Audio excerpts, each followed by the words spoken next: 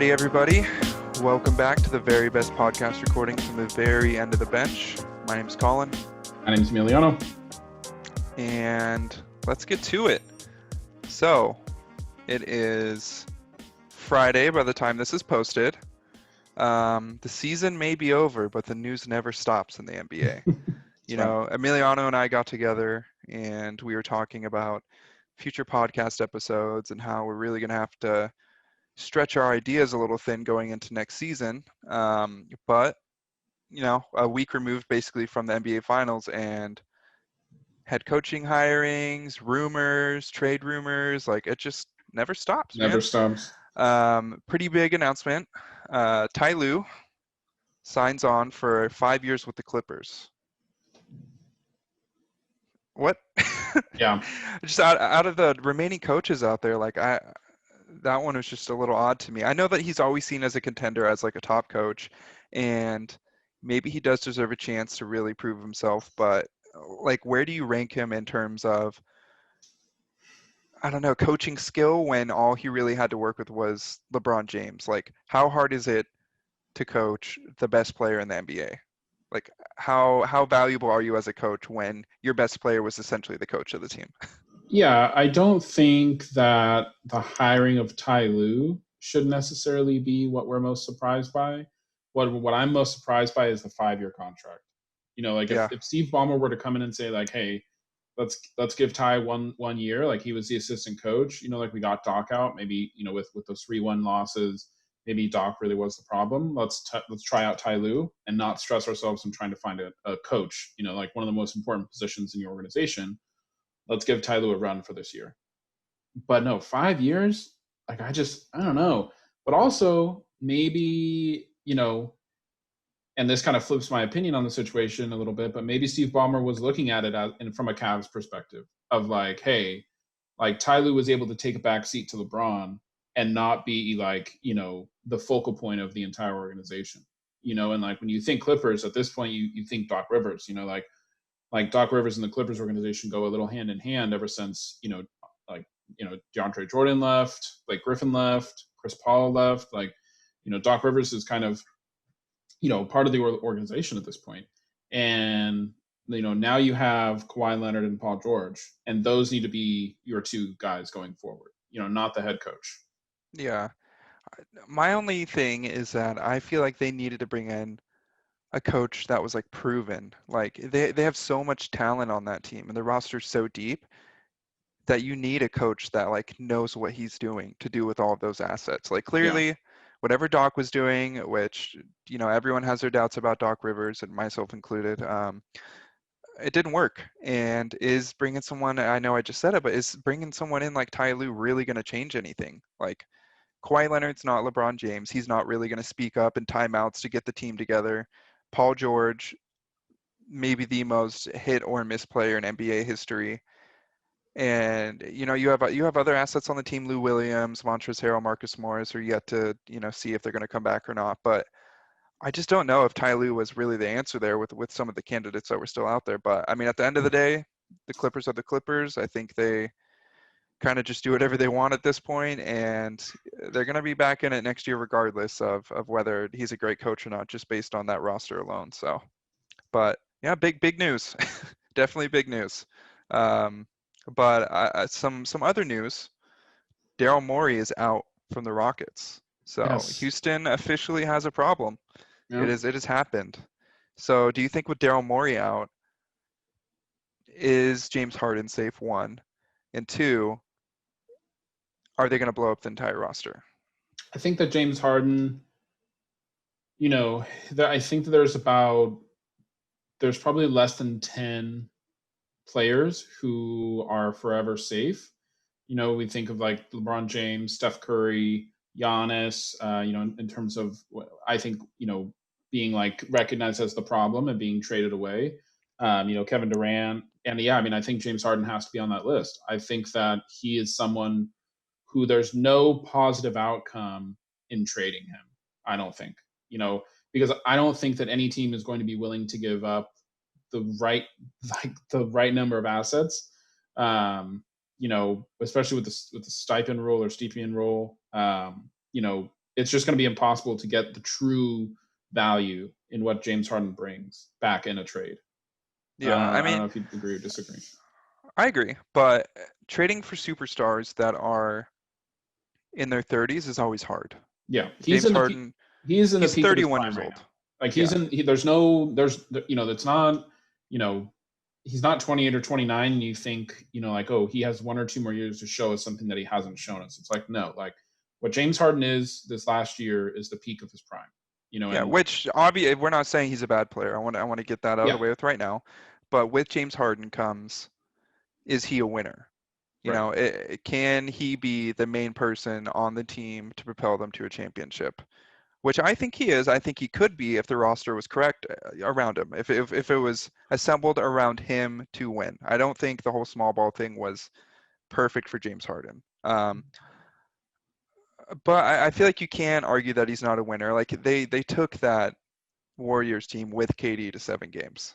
Like, Yeah, and but people always say it with no Chris Paul injury, it would have been Rockets in the finals that year. yeah. So I don't think that they'll trade him. I think that he's safe. I don't think that there's a single other player besides him on that roster that is safe going into next year. Yeah, I mean, I don't know. I don't want to give James Harden much credit for that 3-1 because I mean, you saw it. Like Chris Paul got injured and then they lost. So like, is in that situation, is Chris Paul kind of like the LeBron James to Kyrie, where Kyrie very well could have been enough of an offensive threat and enough of a playmaker to get the Cavs eventually to like an Eastern Conference Finals or like the semis. But LeBron is that player who put them over the edge, and I think we Yeah. saw that with the Thunder this year. That like Chris Paul is a player that could put a team over the edge, and I just don't. It's the same in any sport. There's that gene that a player has that just puts them over the edge and creates winners. And I just don't see that in James Harden. And like Yeah. to put two players that have that, the lack of that gene on the same team, it was just never going to work out. I I don't know. disagree. I think Chris Paul's a winner. I No, just no, think no. that I'm sorry. he I'm sorry. I meant this year with Westbrook. Okay, Russ I and was like, Harden. Yeah, yeah, yeah. No, Chris Paul is definitely a winner. Yeah, no, that would go yeah, against my argument for sure. But yeah. Chris Paul going down was so important, not necessarily because of what Chris Paul brings himself, but what he was able to do for James Harden. So with Chris Paul in there, like whenever he was handling the ball, it was essentially Steph Curry guarding him, right? And Klay Thompson was able to guard James Harden, but Mhm. as soon as CP3 was gone, it was like they only really had to worry about Harden. Yeah, Like with CP3 in there, like he could take advantage of Steph Curry's inability to, stay in front of him on the defensive end. yeah. But I mean, but like this goes to a question. Like when I worry about the most, and whenever I put myself in the mindset of like an owner or a GM, it's like, am I really willing to put you know north of 60% of my salary cap in two players or three players, and then not allow myself to, you know, like, like with the Lakers this year, like the supporting cast around LeBron, I feel like is the reason why they went as far as they did. LeBron and AD could have made it, very far, but I feel like at the end of the day, like we talked about on in Game 6, like or Game 5, it was like 6 or 7 players scored over 10 points. Like, I mean, that's huge. Like, and I just don't think that the Rockets have had that in a long time. yeah, but I mean, there's already been rumors. Like I logged in on Twitter this morning and already saw trade rumors of Joel Embiid to the Houston Rockets. Essentially, the Rockets rumoring to be calling the Sixers and being like, "Hey, is Embiid available?" Like they basically said anyone on the team outside of Harden is available. No one is safe besides those players, and that's why I brought it up. Yeah, So, but I don't know what type of package that the Rockets would be able to make to get a Joel Embiid. Like you'd have to include Russ, and then no for one. salary, yeah, for salary to work out, I feel like Russ would either have to be in it or they would have to send like every role player that they have and then use a mid-level exception and veterans minimum to sign a bunch of $1 million players in the And then offseason. and then you're hoping that what a team of Russ, Harden, and Embiid can take you any further than you got last year. I, okay, that wouldn't be a bad core. If Embiid is healthy, he is arguably the best center in the NBA. Him and Jokic are up there. Like he can hit from three. about 35 to 38% of the time, which is, god tier for a center. And he could take his game inside and get to the foul line. On the defensive end, when he tries and is committed, he's a really good center, at least in a defensive, side of things. But at the end of the day, like Embiid hasn't proved that he could stay healthy, so it's all just an idea at this point. Yeah, Like and I he just hasn't don't. proven himself. I don't think that Russell Westbrook will ever be able to like push himself to kind of allow himself to realize that he needs to take a back seat at times. Yeah, Like I don't know. I it's not necessarily a hot take, but I don't think that Russell will be a part of a championship team ever in his entire career. I just I, don't think that it's in the cards for him. Regardless of who you surround him with, because yeah. that's the key. You're surrounding, even in his head, you're surrounding Russ with players to take him to the finals. You're not surrounding the player with Russ, so Yeah, yeah. Russell Westbrook is his own topic. I had a conversation with one of my friends yesterday. Shout out to Cheese. Russell Westbrook just never tried to get better. Hmm. He relied on his athleticism and his speed to carry him. But what happens when you turn 34 and 35 and those things start to go?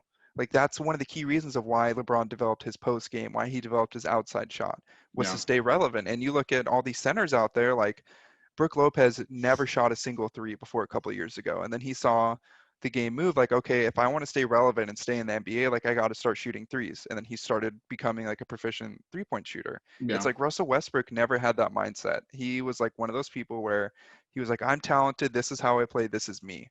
But in order for him to fit in today's game, especially with his speed and athleticism declining in the next couple of years, I'm assuming happens, he's going to have to do it. And especially to stay on that Rockets team, like these playoffs proved that like Russell Westbrook has to be able to have a respectable 3-point shot because they were just sagging off him and doubling Harden every single time. Yep. So the Rockets have a lot to figure out. Do you think that he knows that he doesn't have a reliable 3-point shot?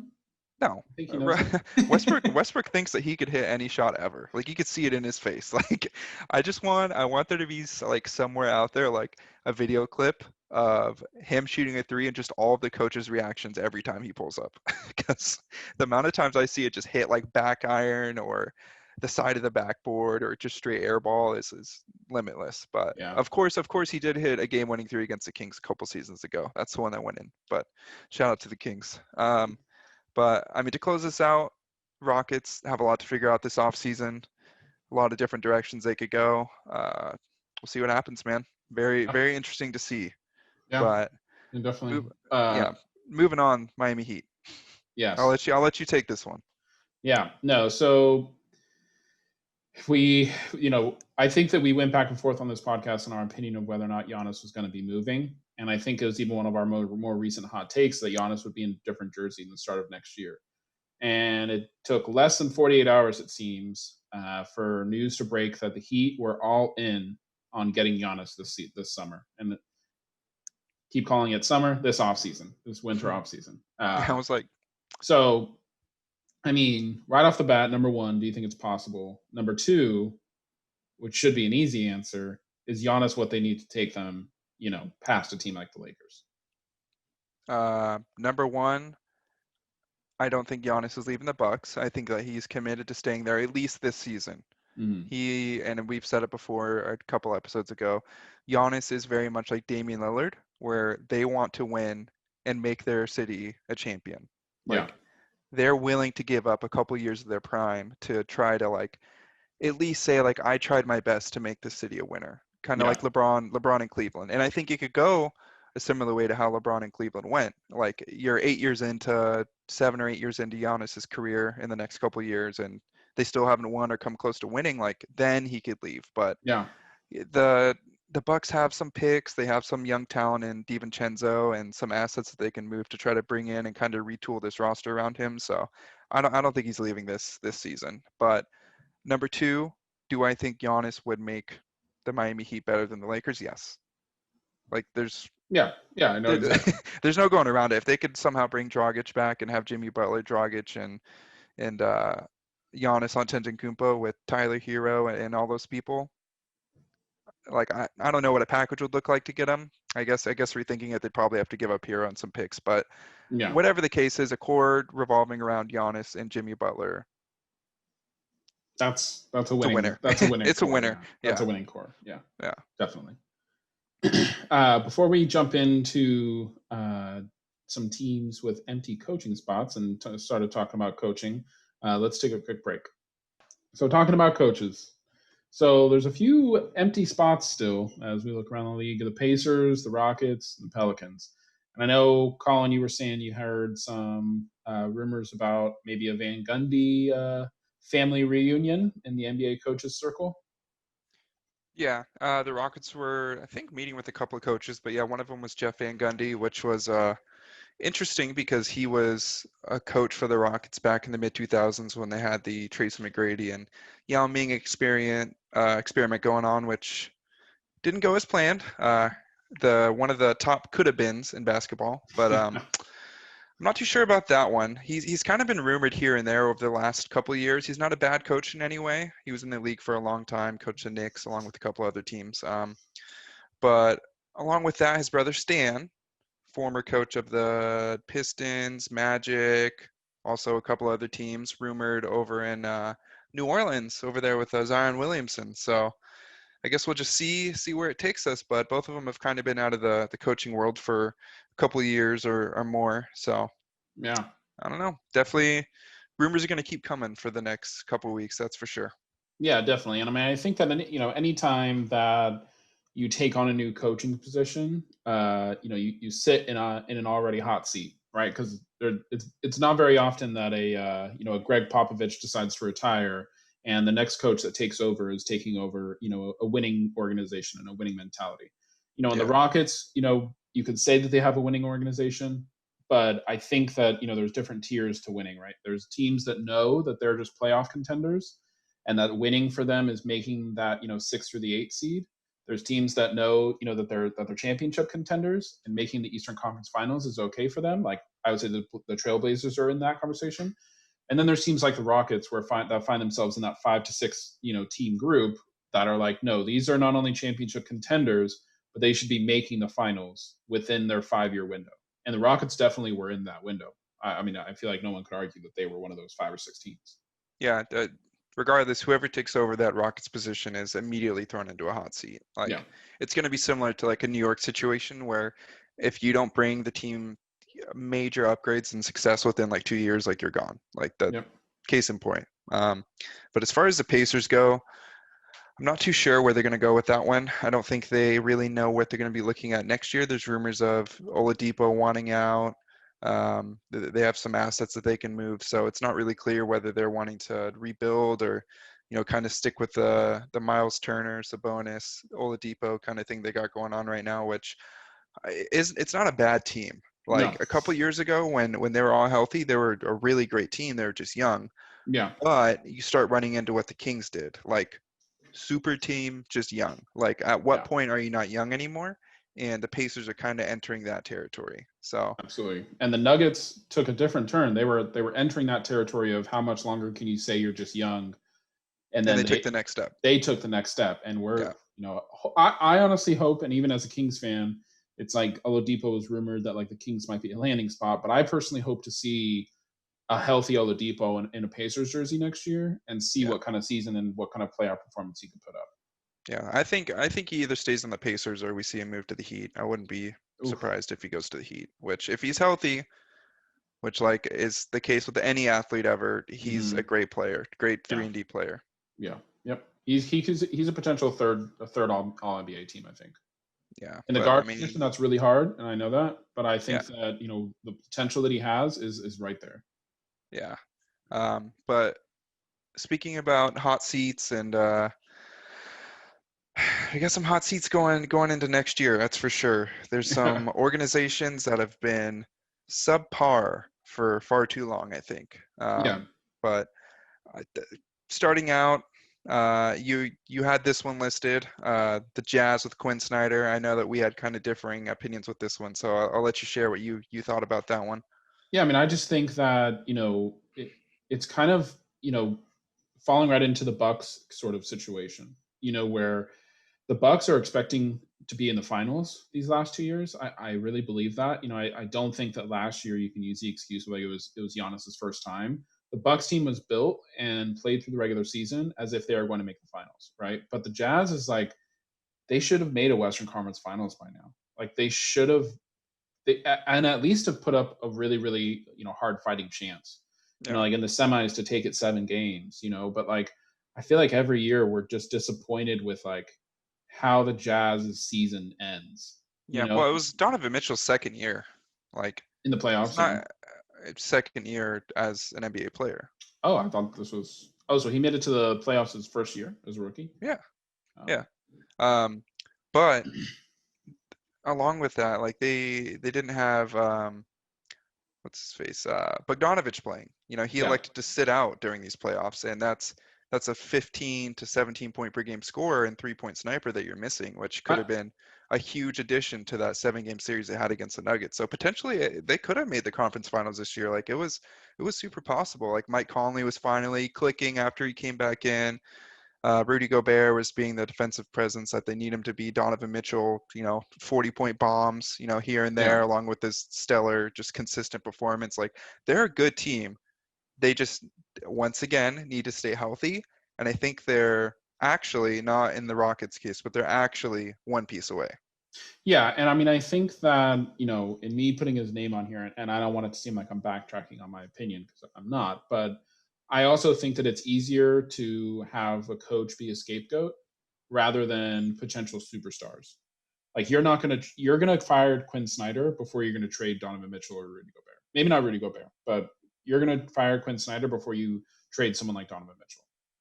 Yeah. And that's my opinion at least, because I think that if the Jazz have a similar disappointing end to their season next year, his seat is hot because it's like what is the Jazz organization supposed to do?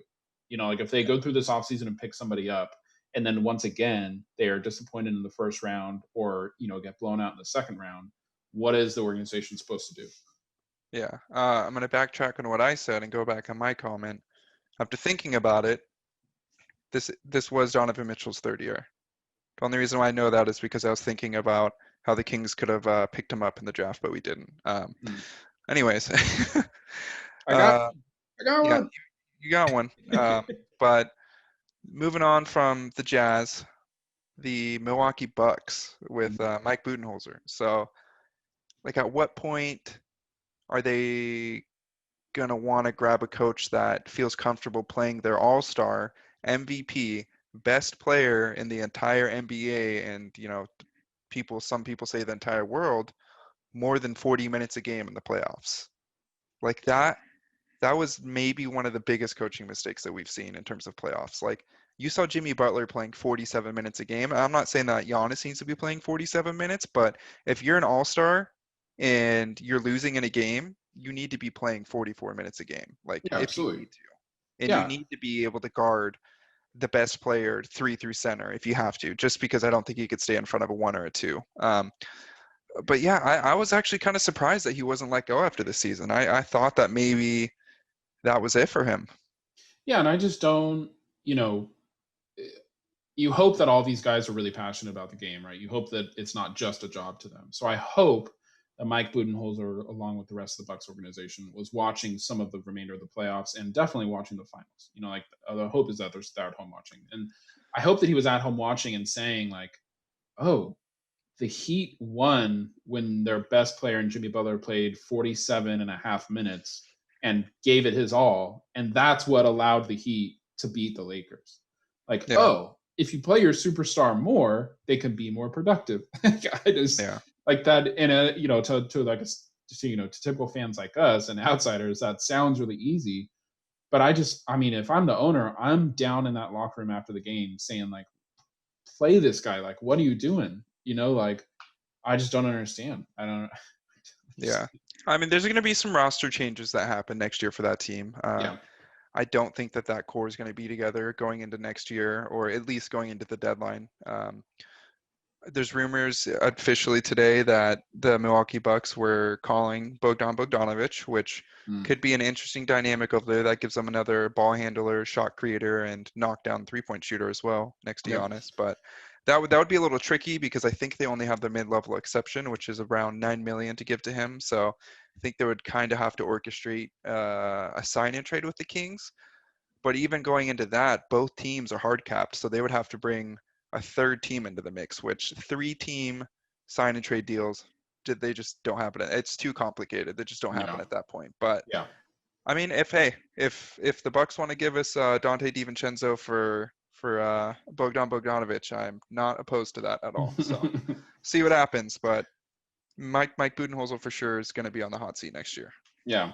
And, as we go down the list here, I feel like there's one coach that we absolutely have to talk about, being where we're from and, where our loyalties lie. And I thought that his seat was hot last year, this entire last season. And, him not being fired has a lot to do with, the change in leadership and everything. But Luke Walton on the Sacramento Kings. Big Daddy Luke. Before we even get into why his seat is hot, how many games do you give him? 20 games in, if we're 10-10, do you see that being a breaking point, or do you see If we're 10-10, that's a godsend miracle. That man's getting a 10-year extension if we're 10-10 starting next season. Okay. But yeah, Luke Walton, man. Luke, what are you doing, Walton? That's what I like to call him.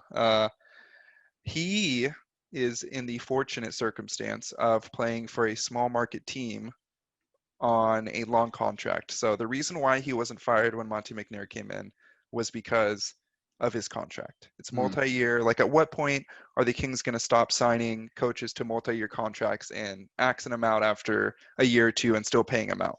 yeah. Like, we had to give him at least this season. If we're outright horrendous by the deadline, like we're 15 games under 500, we've been healthy, you just can't figure it out, then yeah, maybe axe him and let him go and let the assistant coach fill in. But I think just from a financial perspective, in terms of the Kings, I think Luke Walton is pretty safe next year. Mm. But regardless of how we do, unless we make the first seed in the freaking playoffs next year, I think Luke Walton's safe for the year, and then he's gone after next season. So it's like a lukewarm seat for him, no pun Yeah. intended.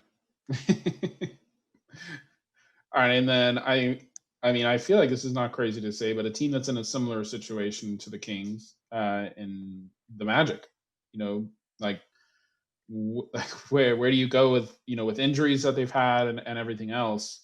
How hot can the seat be on the coach's seat? When was the last time that they had a 20-game stretch where all their players were healthy?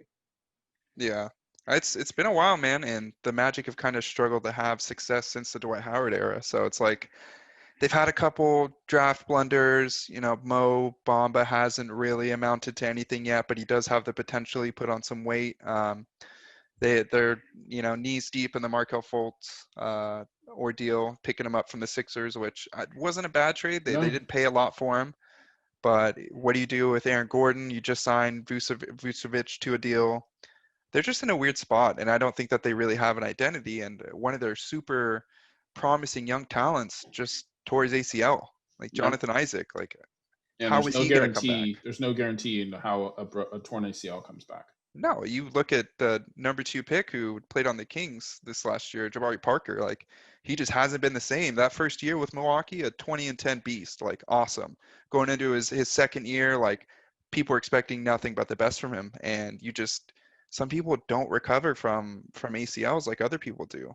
Yeah. Like, I think that he, being Steve Clifford, is in a kind of hard spot. Like, that team doesn't have a real identity.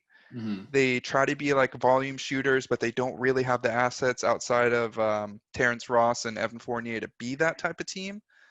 But they also try to be a run and gun team, but you can't do that with, a 7-foot big guy down there with Nikola Vucevic. So Yeah.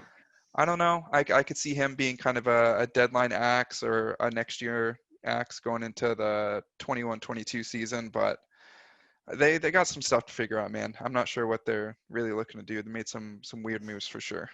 Yeah. Speaking of a team that has some stuff to figure out, talk about the potentially most untradeable contract in the NBA in John Wall and the Wizards organization and Scott Brooks. I mean, this is an example of a team, like, injuries are truly unfortunate. but you have this much talent. No one is going to say 10, 15, 20 years from now, oh yeah, but they were so burdened by injuries. It's like, wait, John Wall, Bradley Beal, and Dwight Howard were all on the same team at one point, and they didn't go to the finals. How's that possible? I feel like Yeah. that's what we're gonna remember. Like they had this much talent and they just couldn't figure it out. Yeah, it's all literally on John Wall's shoulders. Like Yep. he did have an interview where he said some promising things like, "Hey, like Bradley Beal's balling out. Like I'm not coming into next year looking to take Brad shots away from him. Like I'm going Yeah. to be a facilitator and I'm going to do what I need to do as a point guard. Like this is it was kind of him passing the torch. Like this is Bradley Beal's team now. So if John Wall is healthy, hopefully he is. He's a dynamic point guard. Love to see him play. Only wish him the best, but if he's healthy with Bradley Beal out there, if Rui Hachimura develops his game, he's kind of like he reminds me of like if Kyle Kuzma was good, like similar similar play style, like big and long, but semi-athletic. They have some promising talent on that team. They just need to stay healthy. Yep. Healthy. In terms of Scott Brooks, though, I've never really liked him as a coach. He coached the Thunder's team for a while, and kind of rode the tailcoats of Russell Westbrook and Kevin Durant and that whole era. But I wouldn't be opposed to see him go and bring in a new coach there for sure. But Yeah. I hope the Wizards are healthy next year, and I hope that we can see John Wall and Bradley Beal back on the court together. Yeah, definitely. This last one, this was kind of my addition to this list, and I think it's a pretty big one in Ryan Saunders with the Timberwolves. So if you have D'Angelo Russell and Karl Anthony Towns on the same team, like you have to go into next year winning. Yeah. Like they looked a little rocky going into the rest of the season, which is fine. It was a mid-season trade; it's to be expected. But they have some other talent around him too, like Josh Okogie. Um, what's his face? I'm spacing on the name, but the person that they got in the trade from the Denver Nuggets. But they have some talent going into next year, and they also have something valuable in a high draft pick. So, do they elect to keep that number 2 pick, or do they trade it for an asset? Yeah. What do you think? I mean, I think that the Timberwolves believe it's win right now, and so I think that they're going to trade the draft pick. Yeah, But the worry is, I think the Warriors are a better organization than the Timberwolves, and I hmm think the Warriors will beat the Timberwolves to the punch for whatever trade is out there for that high value pick. yeah, Think there's probably only two or three. If and if we give it some thought, I bet we could come up with them. But there's probably only two or three trades out there that a team would will be willing to give up one of their superstars for a high value pick. And I think yeah. the Warriors are just going to beat the Timberwolves to the punch, and then the Timberwolves are just going to be forced to either make a terrible trade or pick up that number 2 pick and hope that he's their future. Yeah, and I'm not trying to get into an in-depth team review, Yeah, but I do think that them electing to keep or trade this pick kind of leads into if Ryan Saunders is safe or not. Because if they do keep the pick and they do go for, let's play this one last season, like build our youth and try to win with this team in the next season, then I think that he's safe. But yeah, if they go into next year in a win now mentality, I think that he could be on the hot seat for sure. So, yeah. And I I mean, mean, we'll see what happens. yeah, and I know that this is just a coach's hot seat, but in speaking about the Timberwolves, like Cat is kind of on the hot seat as well. Yeah. Like you can only be a fringe all-time talent for so long before you're a fringe bust. And it kind of like clicked a flashlight in my mind that like when you said D'Angelo Russell and Cat, it's kind of like if I closed my eyes and imagined what peak De'Aaron Fox and Bagley would look like, I would hope that it would be similar to peak Russell and Towns. Yeah. Like, and of course, in this example, of course, Russ is left-handed and Fox is left-handed, so it's easy Yeah. to actually see it. But like, that's kind of what we're going for, right? And like, at what point do the Timberwolves just say, "Sorry, Cat"? Like, I think both sides are happier if we just move on. Yeah, I don't see that happening. They paid a lot to get this duo together. They gave the Warriors their pick going into the following season, along with some assets. But I think that they believe that that duo can win. And I don't think that they're wrong, and they both are still young right now. Yeah, But like I've alluded to 1,000 times, you're not young forever. At what point do you value building winning culture over building they'll learn the ropes along the way. Like I think they need to bring in a couple veteran winners, a seasoned coach, and really try to gun for a 7th to 6th seed and teach these young players like what the playoffs are to really take them to the next level. So Yeah. all in all, Ryan Saunders, it's kind of hard to say, but I don't know. I don't really see him as a winning head coach. Yeah. Yeah. And with that, we're going to move into our hot take. Ah, my hand, that's hot. This one's hot too. Okay, we're trapped, everyone for himself. Now, with this hot take, I kind of want to change it up a little bit, and I'm changing this up on the fly. So sorry about this, Colin. But and how we talked about the Timberwolves, is there really anyone, that is not what we consider to be like that top 4 seed on the West? So if we're talking about the top 4 seeds, we're looking at the Lakers, the Clippers, the Warriors, and then really like that's our 3 locks. I feel like in the West, right? Outside of those 3 teams, can you really say that any team is a lock? I mean, if we take away those 3 teams, we're looking at the Nuggets, the Jazz, the Mavs, the Trailblazers, the Pelicans, the Suns, Grizzlies, Spurs. Right there is 8 teams, 11 teams total if we include the 3 locks. Can you say that any team in the West is a lock at this point? In terms of making the playoffs or as like a finals potential team? Playoffs. Well, yeah. I think that the fringe playoff teams going into next year are probably the Spurs. We have to see what they do with the DeMar DeRozan and the Marcus Aldridge stuff. Pelicans are still young. We don't know with them. The Suns are still young. We don't know with them. Like they finished 8-0 in the bubble, but what does that really mean? Some of the rosters weren't 100%, and clearly some of the rosters like the Kings just weren't in their mental psyche going into that bubble. But there's the safe teams, and you name some of them, the Lakers, the Clippers, I think the Nuggets, the Jazz, all those teams are pretty safe going into next year. But the West is definitely super loaded, and it's from a fan of a bottom West team, it almost seems like a hole that you can't dig yourself out from. Because every time you get a couple promising assets, it's like, oh, the teams around you just got like a first, second, or third best player in the league. Like the fact that the Pelicans have Zion Williamson, Brandon Ingram, Lonzo Ball, Josh Hart, Drew Holiday, and struggled to make the 8 seed last year is like, it's nuts. Like Yeah. it's just a hard conference to play in. Well, So the fact that we only won 2 or 3 games in the bubble and the Suns went 8-0. yeah, but like I that- said, like how much does that count? I don't. That little like trial run, it was definitely impressive play from Devin Booker and some good coaching, but like I don't think that's going to dictate what next season's going to look like. Well, no, but I was just speaking directly to being in the bottom of the West and not being able to Yeah. get yourself out. Like that mentality of like, wow, like, look at what the Suns just did in 8 games. Well, why can't we do that? That And it just still kinda wasn't adds to- enough. Exactly. Yeah.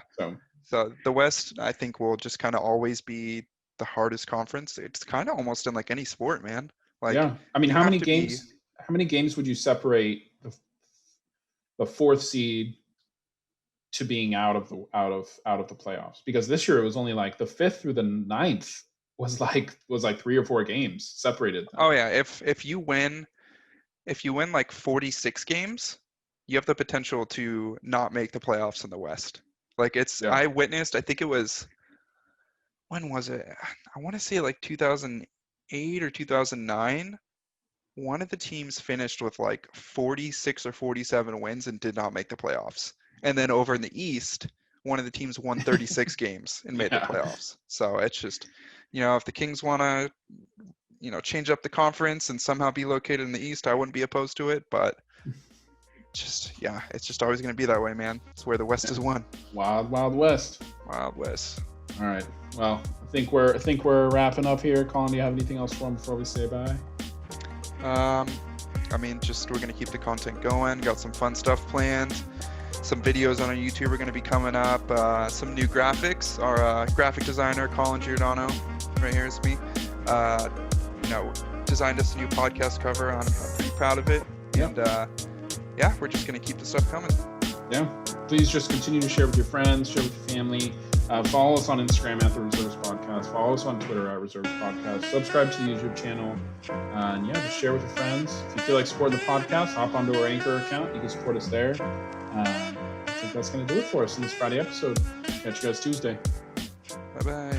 Bye-bye.